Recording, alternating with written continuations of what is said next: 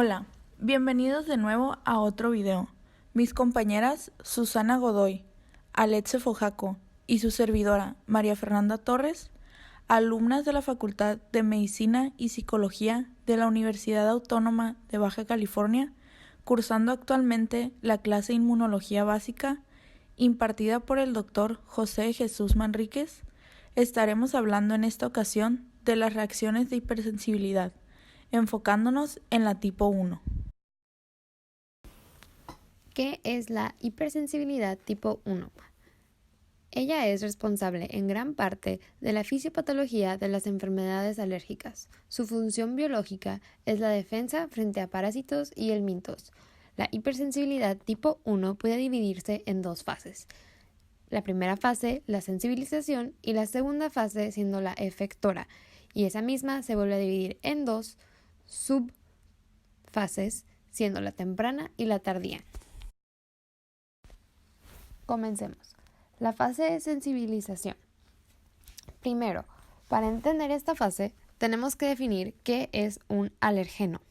Se define como una proteína o apteno que puede inducir la formación de anticuerpos específicos de tipo IgE. Ellos serán captados en las barreras epiteliales vía endocitosis por las células APCs, Antigen Presenting Cells, por sus siglas en inglés. Entonces, ellas degradarán el alergeno y después lo presentarán en los ganglios linfáticos mediante el complejo mayor de histocompatibilidad tipo 2 en los linfocitos CD4 cooperadores.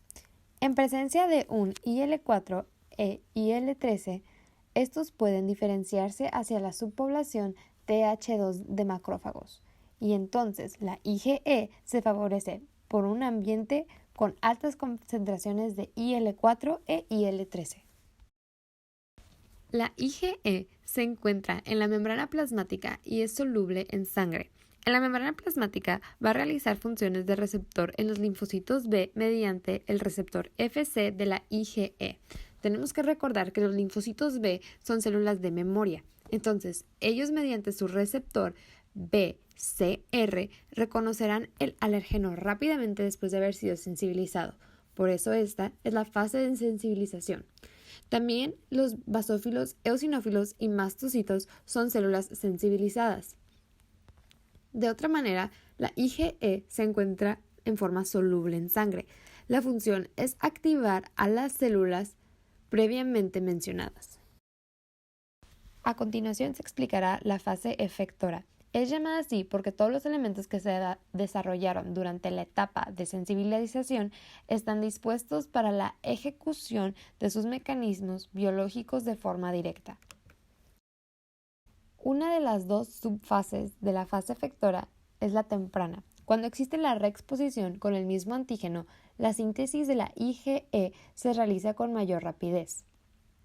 La IgE unida a su receptor específico para IgE puede reaccionar de forma inmediata con el antígeno y activar las células. El receptor H1 es el más relacionado con las manifestaciones clínicas de la hipersensibilidad tipo 1. Se encuentra ampliamente distribuido en la mucosa y en la vía aérea, el sistema nervioso, el músculo liso intestinal y el vascular. La histamina activa las terminaciones local, que, junto con la sustancia P, produce una inflamación neurogénica caracterizada por la vasodilatación. Esta es la extravasación del plasma hacia el espacio extracelular. En la subfase tardía se desarrolla de 6 a 9 horas después de la exposición con el alergeno. Los eosinófilos, basófilos y linfocitos T son reclutados a consecuencia de la liberación de mediadores de novo.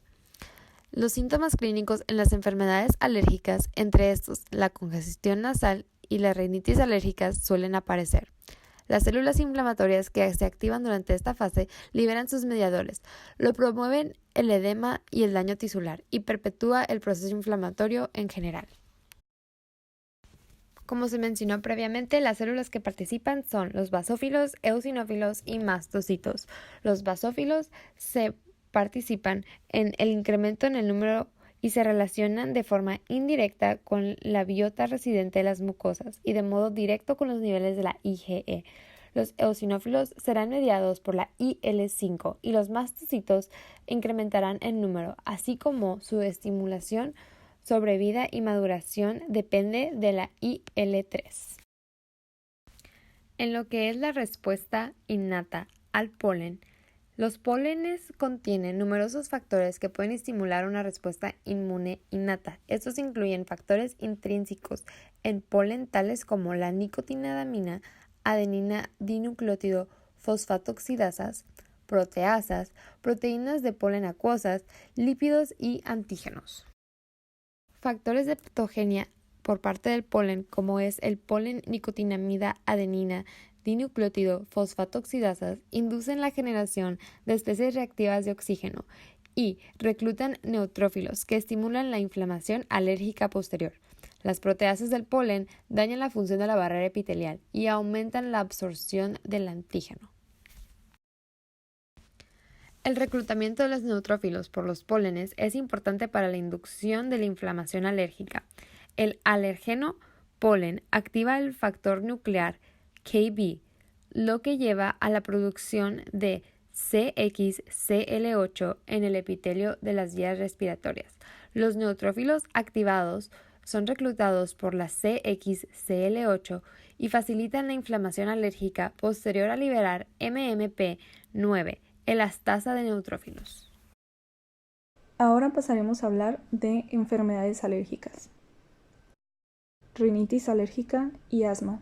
La Organización Mundial de la Salud estima que en el mundo 400 millones de personas padecen rinitis alérgica y 300 millones asma.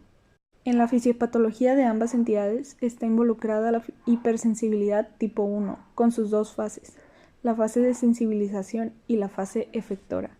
Cuando los mediadores como la histamina, bradicinina, leucotrenos y prostaglandinas actúan a nivel del epitelio respiratorio nasal, producen un incremento de la secreción de moco en las células caliciformes, lo que origina constipación nasal y rinorrea profusa.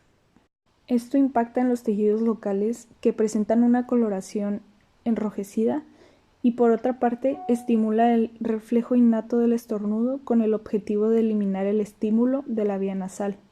Además, la histamina y la bradicinina estimulan las terminaciones nerviosas, con lo que inducen el prurito. En forma clásica se define como rinitis la presencia de estornudos, constipación, rinorrea y prurito nasal, por un periodo de 6 semanas. Cuando lo anterior sucede en los pulmones, se induce la broncoconstricción del músculo liso, ya que se activan los receptores muscarínicos y colinérgicos en la vía aérea pequeña, así como el aumento en la secreción de moco por las células caliciformes del epitelio bronquial. El incremento con la deposición de colágeno por los fibroblastos contribuye a disminuir el calibre de la vía aérea. Cuando el aire que proviene de la tráquea atraviesa esta vía estrecha en los bronquiolos, produce sibilancias. Todo este proceso limita el flujo de aire adecuado en la fase expiratoria de la ventilación, lo que confiere un patrón obstructivo característico de esta patología.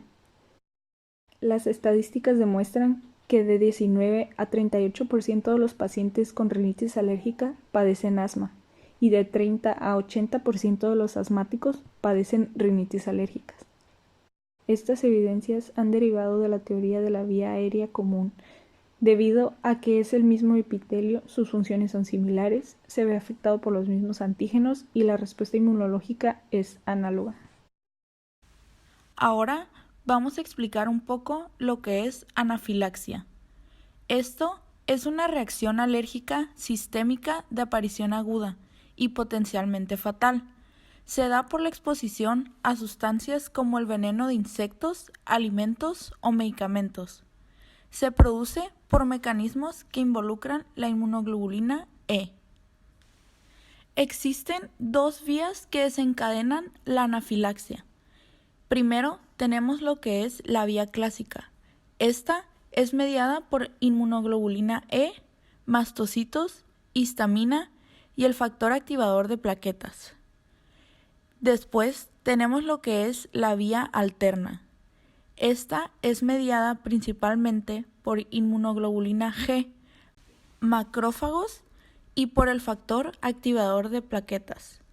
Estas dos vías, aparte de diferir en sus mediadores, también difieren en un punto importante, el cual es en que la vía clásica se requiere menor cantidad de antígeno que lo que se requiere en la vía alterna.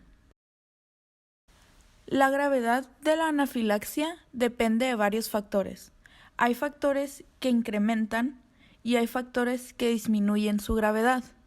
Uno de los factores que incrementan la gravedad es el óxido nítrico, que se produce por la acción de la enzima endotelial óxido nítrico sintetasa, así como por la interleucina 4 e interleucina 3.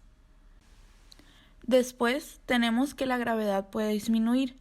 Esto se puede dar por un incremento endógeno de la estimulación de receptores beta-adrenérgicos y de receptores que contienen ITM. Se ha considerado la histamina como el principal mediador en la patogénesis de anafilaxia, aunque se sabe que existe una variedad de mediadores, como lo son aquellos que son liberados por basófilos y mastocitos, lo que son las citocinas y quimiosinas que son sintetizadas de nuevo, como lo son el factor de necrosis tumoral alfa, la interleucina 1, interleucina 4, interleucina 5, interleucina 6, interleucina 8 y la interleucina 13, y también los productos del complemento.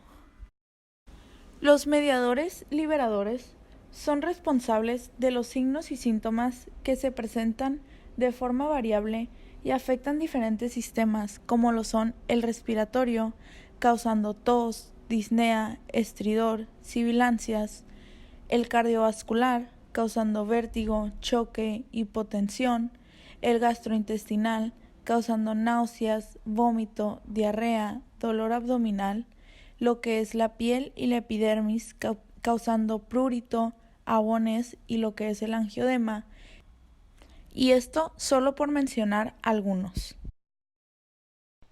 Esperamos les haya gustado este video y les haya sido de mucha utilidad. No olviden suscribirse y nos vemos hasta la próxima.